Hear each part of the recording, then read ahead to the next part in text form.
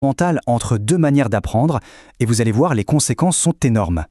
Alors, premier mode, l'apprentissage qu'on appelle performatif.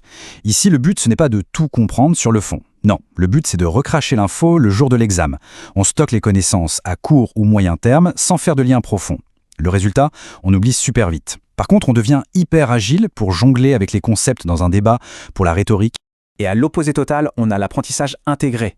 Là, le but, c'est la vraie compréhension. Le savoir, il est stocké pour de bon, en créant des réseaux neuronaux super denses. C'est plus lent, ça demande plus d'énergie, mais au final, ça donne un jugement solide, une vraie vision d'ensemble, une vision systémique. Et voilà le paradoxe. Et il est un peu tragique quand on y pense. Notre système de concours, en valorisant la vitesse, la restitution, il tend à sélectionner les champions de l'apprentissage performatif. Il favorise ceux qui sont les meilleurs pour la performance de l'instant T, pas forcément ceux qui construisent la compréhension la plus solide sur le long terme. Du coup, ce paradoxe, il va dessiner deux grands chemins de vie, deux trajectoires de réussite qui vont diverger juste après les premières grandes sélections du système éducatif. D'un côté, il y a la voie A. Ce sont les individus qui ont été sélectionnés très tôt grâce à leur performance.